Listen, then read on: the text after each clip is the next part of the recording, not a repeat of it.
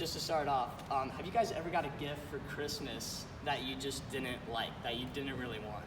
I know for me as a kid, I got socks, and I didn't really care for that until like you get to middle school and you get those like Nike Elite socks, so those are like kind of cool, but other than that, it's kind of like a lame gift. And then, in college now, I can get socks, and I'm just like super thankful for it because, I got something to wear on my feet. Another gift that I didn't really like as a kid was getting books. I'd get stories all the time from my great-grandparents, like, not like video games, not like anything else. They would always just give me books that I didn't really care for, and I'd put to the side. I'd play those video games first that I got, and then I'd go and I'd read the books maybe later, a few months later, I don't know. But the one story that I never got tired of when it came to Christmas time was the Christmas story. And what I came to talk to you guys about today was how the Christmas story affects us now, and how the Christmas story fits into our story and God's story in general. And so in order to know our story, we must first recognize that God is the author of our story, not us, and we have to know his story. And once we know how God's story fits into our story, then we can experience a full life that God intended us to live in from the beginning. Because the greatest gift that we have in this life is the life granted to us by God. It's a graceful gift, and it's one that I am so thankful to be living in now with Christ. So in order to illustrate for you guys what this is going to look like, I got this marker board here. So let me see if hopefully all y'all can see it. Got a good view, kind of. It's like, it's at a weird angle. If I went up there, it'd be so much better. Yeah, let's do that. Never mind, whatever. All right, so do you guys know what this is by any chance? Can anyone guess it for me? The calm climax moment. Oh man, that's basically spot on. Anybody else have a guess? I'm looking for like 2 specific words. I like that though, because that's the climax for sure. It's a plot outline, right? And so usually in a plot outline, this is what represents a story. So you got your exposition here, how things start. You've got your rising action. You've got the climax up top. You got your falling action when the story starts to like slow down, and the conclusion when things end. Y'all can see that. All right, so we're going to be talking about God's story and how it relates to our story. And so in the beginning, God created everything, and it was good. Good. Yep, we got some church people in the house. There we go. So this is Genesis chapter 1 and 2 we're going through here. And so God created everything, he created it good. And he created it for the sole purpose of having life with him. So he created everything good with him. So life with God, that W represents life with God. You guys see that? So I'm right-handed. So I got to do this. So, and then he didn't just stop there. God wanted to create people because he was so loving in relationship with himself. He had to have a relationship with other people. And so he was like, okay, I'm going to make some other people that I can share this with. And so he created us. And so he created growth. He wanted us to be fruitful and to multiply. This is Genesis 1 and 2 here. I'm not speaking heresy. So he created growth. And so this was the trajectory that our life was on from the very beginning in the first 2 chapters of our life. This is what God was looking for us. This is the design that he had for us in our story. This is what it was supposed to look like. But then we as humans, we mess up pretty fast in life. We go wrong like that. So in the first 3 chapters, we screw it all up when this comes into play. This word that I know we're all familiar with. And this comes in the middle of our climax, and we get tempted to either choose something that was against God's design, to either choose that or to go with God's design and grow with him. But we choose sin. We choose the apple. Eve takes a bite of the apple, Adam takes a bite of the apple, and they feel shame for the first time, a word that they were supposed to never know. Because the word that God really wanted them to experience was the word that was with him. And so they experience this sin and they go into hiding, just as much as we do. When we experience sin, when we do wrong things in our life, and when we feel bad about them, we hide because we don't want anybody to know the wrong stuff that's going on with us. We don't want them to know the real stuff that we're all facing, so we hide behind it. And that's what sin makes us do. And so it leads us into hiding. And so Adam and Eve, they go hiding in the garden, and God, he's omnipresent, he's everywhere, but he has a little fun with all this, and he goes into the garden and he's like, where are you? Christians, where are you? Adam and Eve, where are you? Why are you hiding from me? And then this is the first dialogue between like God and man, and Adam eventually, they find each other. God finds Adam, and Adam says, well, I was ashamed because I knew I was naked, so I hid. He had shame. He knew that he had shame, so he hid. He knew that he had done wrong, so he hid. And he knew that he had chosen sin. And then God's response in Genesis 3, like you can look this up, this is good stuff. He says, who told you that you were naked? He said, who told you that choosing sin was better than the life and the story that I had promised for you from the beginning? The good life that we're going to share together. Who told you that sin was going to be better than that? Who told you that choosing lust was going to be better than the full love I told you to experience? Who told you that looking at pornography was better than the love that I had planned out for you and the love that you could have, that you could share with your wife? Who told you that choosing drugs was better than the joy and the fulfillment that I told you to experience? Who told you that? This is Genesis 3. This is what he's talking about from the very beginning, and it still applies to us today in 2018. And so this leads, and I'm sorry if you guys can't see it, I shouldn't take up too much space, but it leads to our destruction, which ultimately, sin leads us to that life without God. Bad. It's bad. It's bad. So this is our old story. Our old story. Because God looks at this and he says, this is never how I intended it to be. I never wanted you guys to experience this. And so God spends throughout the whole entire Old Testament, you can read this in this book, which is a good book, one that you shouldn't put away when you get it for Christmas.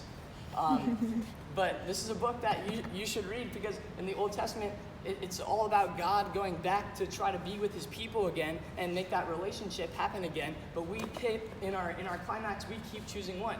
Sin. We keep choosing sin. And so God's like, man, they can't handle this story on their own. They can't be the authors of their own story anymore. So I got to show them a new word.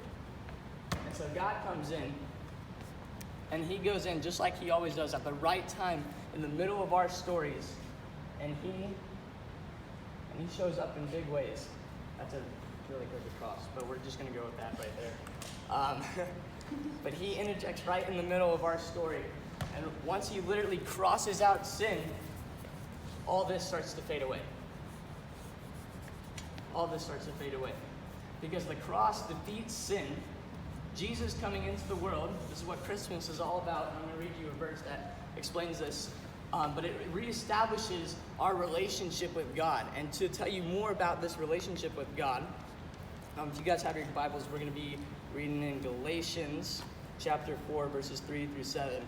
It says, so also when you were young, we were under the slavery of the elemental spiritual forces of the world, which was sin. But when the set time had fully come, when God said, this is the story that I don't want you to live in anymore, the old story, I don't want you to live in that, God sent his son, born of a woman, born under the law, to redeem the law, that we might receive adoption to sonship. Because you who are his sons, God sent the Spirit of the Son into our hearts, the Spirit who calls out, Abba, Father. So you are no longer a slave to sin and a slave to your fear and to lust, and to pornography and to drugs and to your depression and to your anxiety, to your family situation. But you are called God's child. You have the relationship with him again. And since you are his child, God also made you an heir to all the gifts that he can bring. And that, guys, is the good news. That's the good news of Christmas. But we look at the Christmas story, sometimes we look at stuff like this and we're like, okay, that's good. Christmas is all right. Christmas is fun time. You got Santa, you got the lights and everything. You got little baby Jesus in a manger. And that's it. That's what we limit Christmas to. But the reality, the bigger picture of Christmas is that Jesus sent his son into the middle of our story to take care of something that we can never take care of, to take care of sin. But a lot of times, and that's why I left this line kind of dotted, you guys can see that. I left this line dotted because us as Christians, sometimes we try to live as if like our sin is going to get us to keep going on this downward spiral towards a life without God and towards something that is going to end up bad for our future, towards guilt. our guilt keeps us going downward. But Jesus is telling us to look up to the cross. Jesus is telling us to look at him in this Christmas so you can go on this track of growth. Because there's no going down with sin. God will never leave his people with Jesus. He wants us to grow up. He wants us to grow with him. He redefines us. He gives us a new story. But to illustrate this further for you guys, I'm going to give you another illusion. Because sometimes I feel like just one isn't enough. So sometimes we walk around as Christians with this word on our chest. This is the word that hits us in our climax of our stories every time. And we walk around with this word like it defines us and like we can never move past it. And maybe this isn't the only word that you guys carry around with you. Maybe that's not the only one. Maybe it's this. Or this. Because I know for me, I know a lot of these words, sorry, my handwriting's pretty bad, I still experience. And I know some of you guys still experience too, but there's more words, you can name it. And I see a lot of people walk around with this as if this defines what their story is. And God sees this in us, and he's like, my child, man, you don't need to walk around with these words anymore. I've come to give you a new word. I've come to give you a new word. These don't define you anymore. And so what God does is, right in the middle of our story, like Galatians said, right when the time had fully come, he takes this, he takes our story. And with Jesus, he trades our story, our sin, our depression, our anxiety, our guilt, our shame, anything that we've done wrong, and he trades it with us till we're white as snow. And then, in response to that, we do this. We give this up to God and we say, God, I'm tired of being the author of my own story anymore. Because when I write words that I don't want to see anymore. I write words that hurt me and the people around me. I write words that when I look in the mirror, I'm not proud of myself to look at. But God, you're proud of me and you love me and you choose me. And you made me clean again. So write my story. Write my story. Give me a new story. Give me a new word, Lord.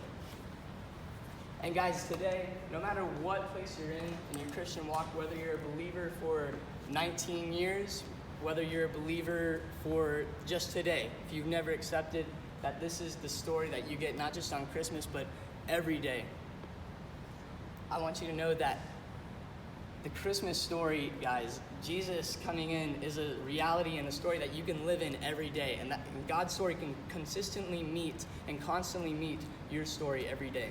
And because he's always with you and he loves you no matter what. No matter what, nothing can separate you from the love that Jesus has for you. And so, with that being said, if anyone has never accepted like this story in their heart or has never seen God's love like that work, please talk to me after. Talk to somebody after, a leader from FCA, because this is a love that will change your life. And if it wasn't for that love that changed my life when I was here sitting in these seats in FCA in high school, that I want to be up here telling you about it. I want to be a changed man that doesn't define myself by those words anymore. I live in the new word, and I want you guys to experience that new word too. Let's pray. God, I love you. I love you so much, and I just thank you for your grace and for giving me a new word, a new story that defines me, so I can come up here and speak about the grace that has changed my life, the best gift of life that you've given me, Lord. I know that you've never left me, you've never left us. You're always with us, no matter what we go through, no matter what sin we struggle with. God, you defeated that with Jesus on the cross for us, and you love us so much. That's why you sent your son this Christmas. Help us to reflect on that. Help us to know that this Christmas story isn't one that we should just celebrate in December or all the time if you're one of those people like that, but like that we can make it a constant reality, that it could be an everyday thing, that you've given us a new word and a new life to live by, a new story, Lord.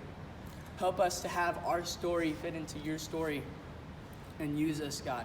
And God, if no one in this room has ever had the chance to accept you in their hearts and to live by a new story, one that's not defined by their sin or chained back by their guilt or their shame or what they've struggled with or their family past, Lord, no matter what it is, God, I ask that you'd forgive them. I ask that they'd ask for forgiveness from you and that you'd welcome them in, you'd call them a child. Remind these sons and daughters of you, Lord, that you love them so much and nothing will separate you from them. And it's in your name I pray, Lord. Amen. Amen.